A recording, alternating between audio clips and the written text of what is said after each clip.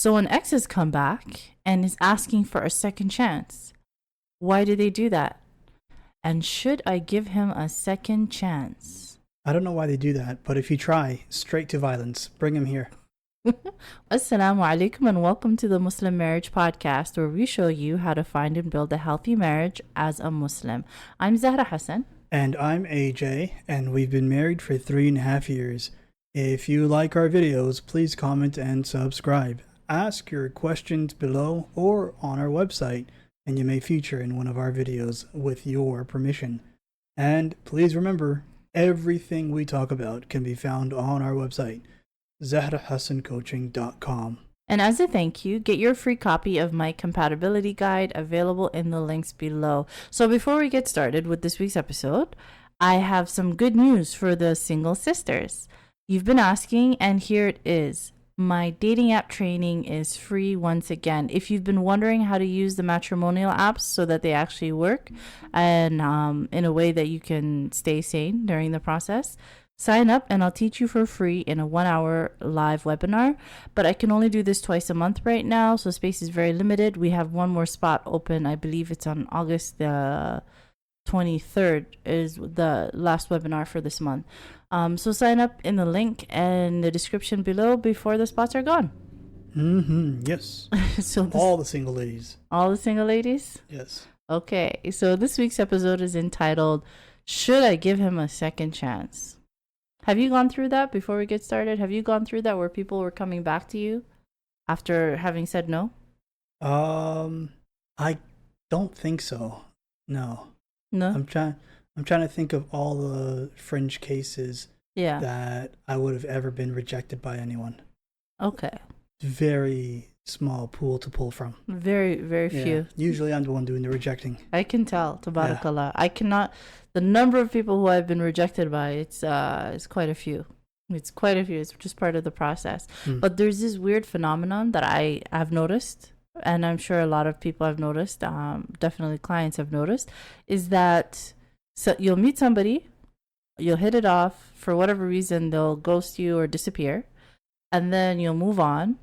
And as you're moving on, you're getting married, getting engaged, then that's exactly when they come back and they reach back out and they say, "Hey, salam alaikum. How are you doing?" Let's pick up where we left off. Surely I know you're frozen in time. Yeah. You don't have your own life separate from me. Like, I don't know if you remember when you and I, when we were first married, right? In that first, 3-4 month period. Yeah. The number, and I used to show you, the number of people that would reach back out and say, "Hey, salam alaikum." And then you would just respond for me. Yeah. But, so this is a real thing. It's a real phenomenon. And that's what we're going to talk about today. Yeah. In this week's episode entitled, Should I Give Him a Second Chance? So we're going to go to the question from the Muslim Marriage Podcast. This is posted by a sister. She says, I liked a man months ago. I confessed to him. He rejected me, not an outright rejection, but a soft and polite one. I had no other option but to move on, although I felt dejected. A couple of months later, I came to know that he got engaged to someone else. Another blow to my poor heart. This time I decided to close all the doors from the past. Then 9 months later, his engagement broke off. He told me it was a toxic marriage, and has now asked me to marry him. He is ready to involve families right from the get-go, and a part of me still likes him. Although I have no other good proposals, he and I are from the same profession, so there is a professional compatibility too. I find him physically attractive. There have been no red flags so far. He comes from a decent family. Now my question is, should I accept his proposal? Has anyone gone through this before? What do you think? I don't have nearly enough information to make an educated decision on this. So I'm going to make an ignorant decision on this. Of course. He was married? Yes, he rejected her. Yeah, no, it was a full marriage for 9 months. Why did they call it an engagement? No, she said she was engaged for 9 months, and then he broke off his engagement. Oh, yeah, you're right. Actually, I'm not sure. I think it's because we're recording this late. My mind is a little fuzzy. You're right. It was the engagement that broke off. He didn't actually get married. So they were engaged for 9 months and the engagement broke off. Okay. And then he reached back out to her. Okay. Yeah. And then he said it was a toxic relationship. Yes. First of all, how do you stay engaged to someone for 9 months? That's another. What's the point of that? It's it seems like a long time, honestly. Yeah. Sometimes it can be because the people are studying in different places, and you know what I mean, that they have to get to the logistics, sorting out the logistics of actually getting married and being physically in the same place. Yeah. Take time, right? Especially a lot of people, they might meet somebody. But there is no engagement in Islam, right? It's nikah. No, there is engagement. No, there's like a promise to marry. That's what that is. But that doesn't necessarily mean anything with regards to any extra what you can do, privileges or rights. Yeah, that's true. Like a promise to marry is like, okay, yeah, we're gonna get married, right? But like an engagement, the way I'm thinking of this guy's engagement is because he's saying it was a toxic relationship. Yeah, which means that they may have actually talked. They continue talking, most likely. How does it get into a toxic relationship? though? Like that's the thing. It's like, how do you get into a toxic relationship before marriage? Usually, I don't know if does that happen in Islam? It depends. Usually, it's like you have your mahram there. This is true, but even with the mahram being present, the toxicity can be simply in terms of the the amount of communication that happens. The overall vibe. Yeah, the overall vibe, the amount of communication. Is this person staying in regular contact or not? The rules that are Muslims abide by before engagement are the same rules that we abide by after engagement. Yeah. According to my understanding. And again, take everything I say that Islamically with a bucket of salt, because I'm just a regular practicing Muslim. Yeah. And if ever I say anything wrong, please feel free to correct me in the comment. But according to my understanding, what all an engagement does is that it announces to the other men to stay away. Yeah, I'm pursuing the sister seriously. Out of respect, stay away, right? And multiple cultures, many cultures, they include, it's like an event, right? It's an event that includes family, food. It's a whole event. It's a whole special thing. Yeah. In order to announce it to the people. So that's why a lot of people take it seriously in that respect. So he was formally engaged to this person for 9 months, and during that 9 months, something happened that they were no longer compatible. Yeah. Right. And then he immediately came back out to this other sister. We're just gonna say immediately. I'm just gonna assume. She said immediately. Yeah. So he came back out to this other sister and said, "Listen, I made a mistake, and I would like to marry you instead right away. Let's get the ball rolling." Thing is, like, what I don't understand is he rejects her advance and then spends 9 months talking to a different woman and then finds that's enough to immediately want to marry this woman. Yeah. Right? Yeah. But he doesn't know anything about her, I feel. He knows enough. Like, you get to know a little bit about a person's personality. Sure. 9 months is a long enough time. How she met him?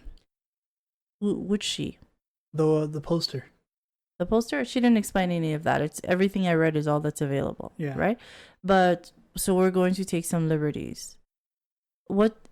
What's happening is that there are a few things here to take into consideration. So let me give you my understanding of the situation. Go ahead. The first thing is that there was a 9 month period, right?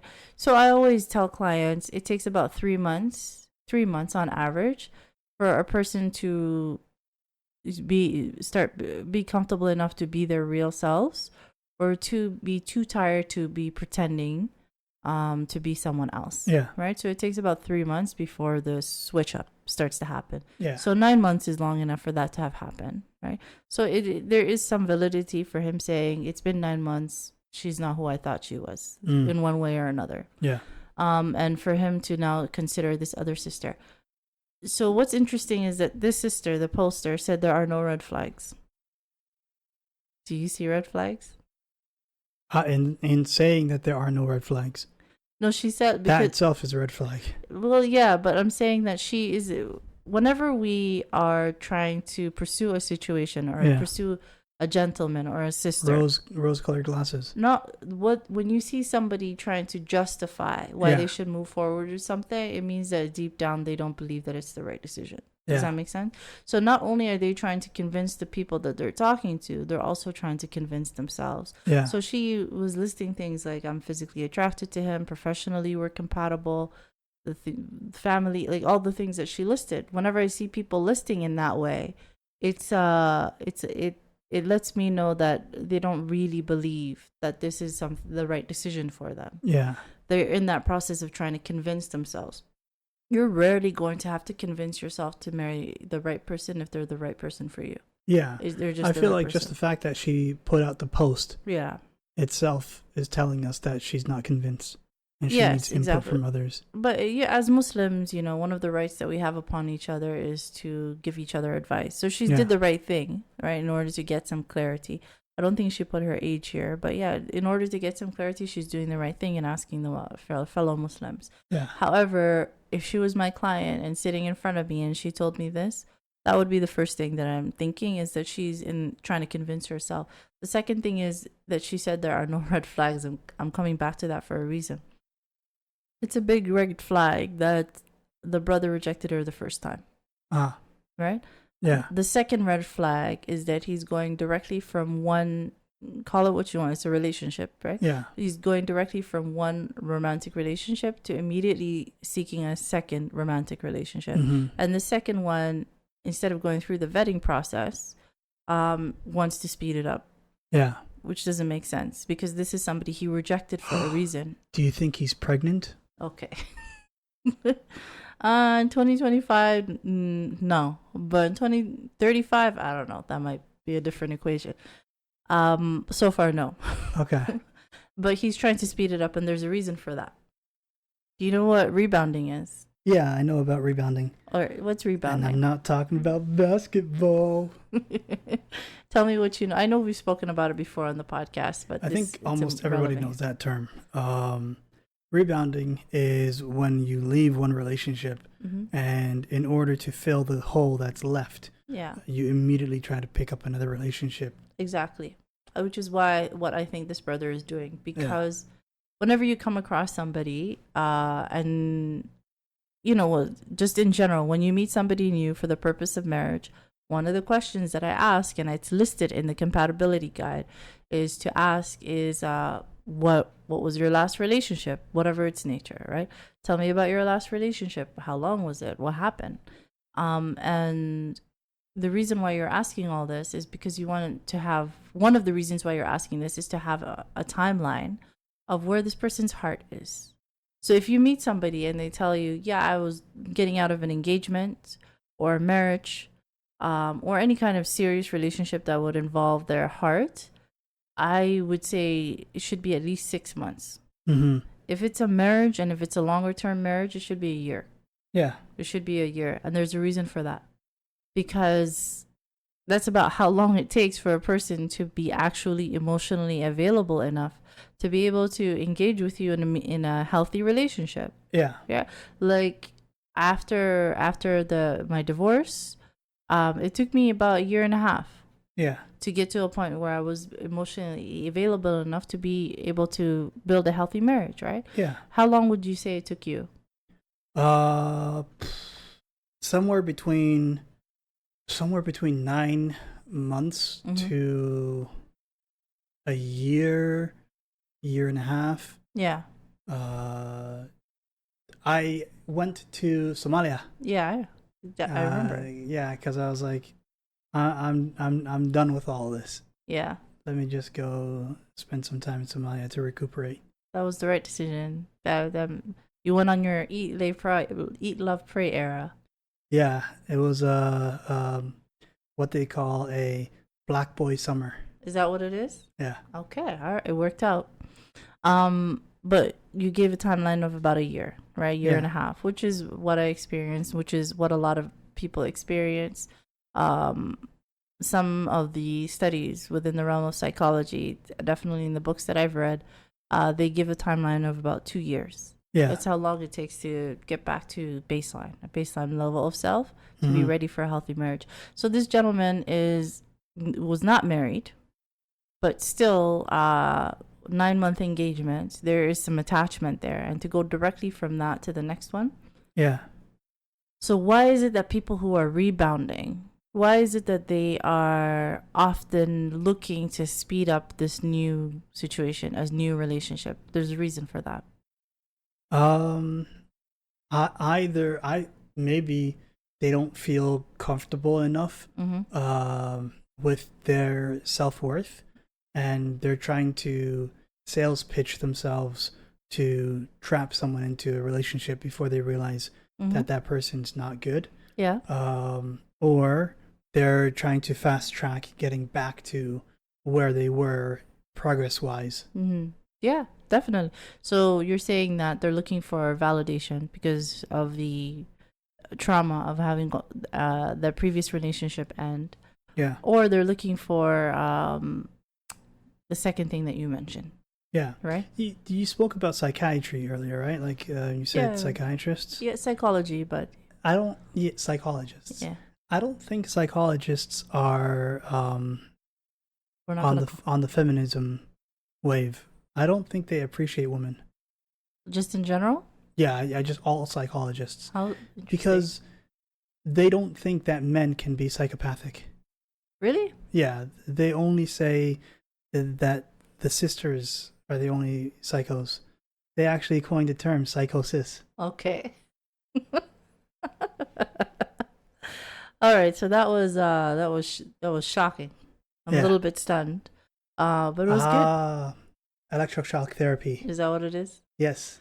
But through puns. Yes, I guess. You were punishing me. Okay, I got you. Electroshock. All right, let's see if I can remember. Yes. So you got it. There it is.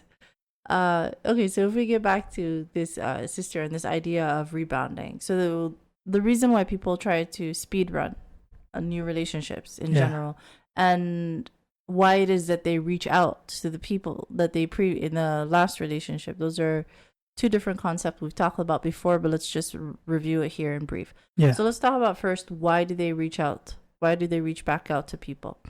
People who are specifically rebounding, right? So they're in a relationship has ended. They are going through what's called separation anxiety. Yeah. So regardless of the nature of the previous relationship, it could have been wonderful, it could have been very toxic. But the fact remains that they were in that relationship and it was serving a purpose. Sometimes the perfect purpose is obvious. Sometimes it's hard to understand, but there is a purpose that it's serving, and that's why they were in the relationship. Often that purpose is related to validation and connection. Yeah. So once the relationship ends, there is a void where that validation and connection used to be, and that void can be very painful, right? There have been plenty of studies that have looked at PET scans of people going through a divorce or a particularly painful breakup, and it's found that the places that light up in their brain are similar to the places that light up for people in physical pain. Yeah. So the pain of a breakup is a real phenomenon. Yeah. It's a real phenomenon that can be seen on PET scans. And the way that I conceptualize that phenomenon is by calling it separation anxiety. Yeah. So if that's what the underlying issue is, there are multiple ways to start to soothe that separation anxiety. The fastest way, and probably the least healthy, but the fastest way is to find someone to serve as a Band-Aid. Oh, I thought you were going to say eat ice cream. Okay, that is, okay, the second fastest way. Barring any substance use, including food, one of the fastest ways is to find a replacement. And the first place that you look for replacements, in addition to the dating apps, is to think back to the last place where you felt accepted, the last place where you felt validated. Yeah. And that's usually the person that you rejected just before you got to this new person. Yeah. Right? So the reason that he's reaching out to her, I would guess, based on everything that she said, is that there's a good chance he's reaching out to her so that she can serve as an emotional band-aid. Yeah. He's not reaching out to her for her. What the reasons that he rejected her are likely still present. Yeah. He's reaching out to her for what she can do for him. Yeah. Now, the question bears out, well, even if that's the case, what if I still respond to this person who is going through the separation anxiety and we become married, get into a relationship, become married? Can it still work out? That's a question I get very common. I mean, theoretically it could, but it's not your soulmate. So yeah, you're going to have that in the back of your mind for the rest of your life. Congratulations, you played yourself. There's that. But if you, again, we're going to go back to trying to understand the dynamics of what's going on with the person who's rebounding. It's a gamble. It's a huge gamble, because when the person is in the midst of the separation anxiety, they're operating from a place that is not their true self. They're operating from a place of a wounded self. Their whole function in this moment is to try to soothe this pain. That's it. I'm in the pain. I need to soothe the pain. Let's go do things together so that I can feel connected with a human being, and so that it will be less painful than if I wasn't connected with anyone. Because the pain of loneliness is a lot more sharp when you now know what it feels like to not be so lonely, right? However, at some point, with that continued connection, and as time passes, eventually they will start to heal. That band-aid, underneath the band-aid, the skin starts to heal, the wound starts to heal, and eventually they reach a point when they are healed.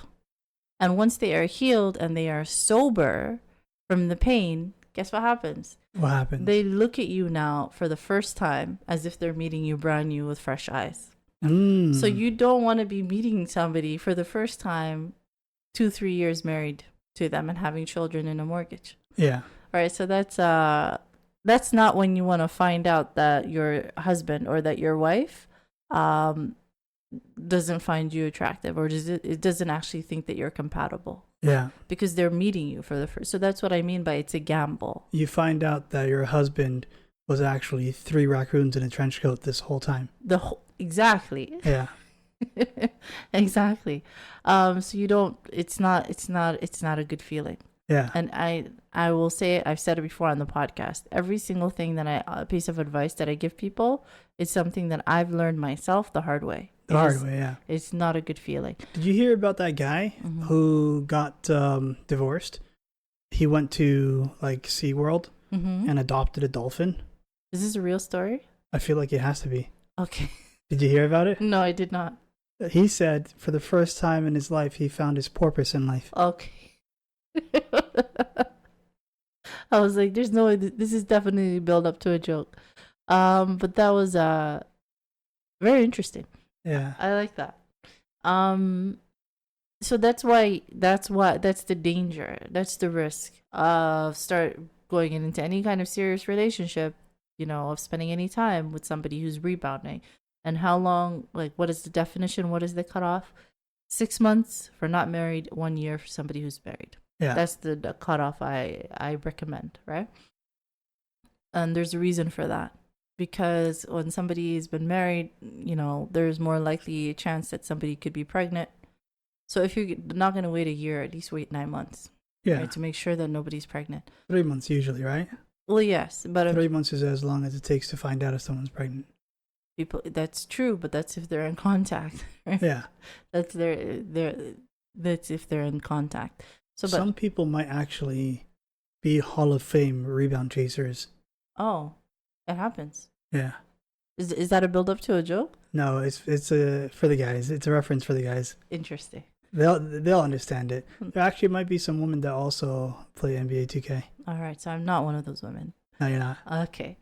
Hey, feel out of the loop. Do you feel out of the loop yet? I am the loop. Okay, stay that way. You're wonderful.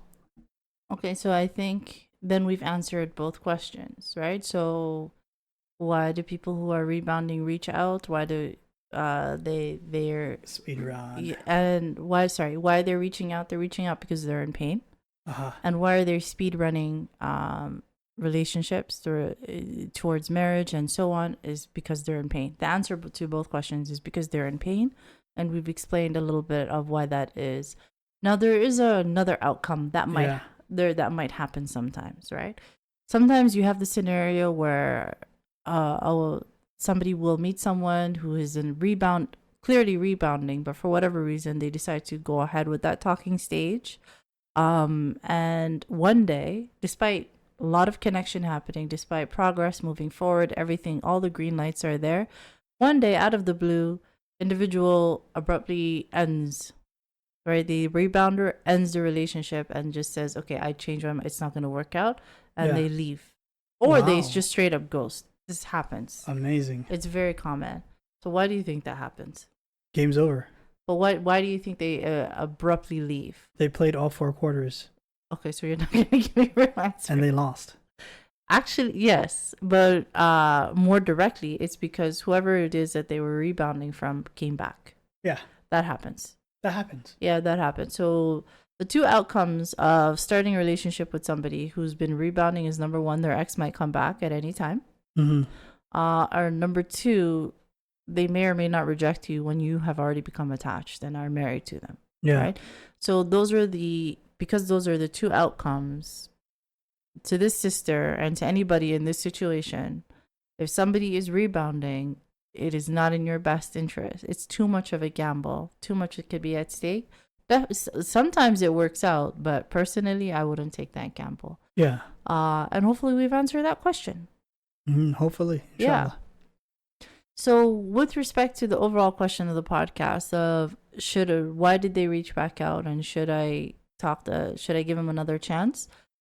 This answer was for people who are specifically rebounding. Sometimes you'll have exes who reach back out because they're not rebounding. Like they've been single the entire time, right? And that will be a topic we discuss on a different episode, because what's going on with those individuals is completely different. Yeah. And we will talk about that, I think, next time, In Shaa Allah. I just need to say for the record, my team never rebounds because I never miss. We're all eating here. Is that... You're making a lot of faces. Yeah. Yeah. NBA. Is that what it's the faces of like surety and battle warrior. Victory and confidence. I'm glad you guys have sports. Yeah. I feel like it makes society safer that there are sports for you guys. Yeah, I mean, like, sports is a way for men to just release that extra testosterone. Yes. Okay. All right. Very interesting. Very happy for you guys. And is there anything we're missing in this episode? I feel like there were instances in which I could have made more rebounding jokes.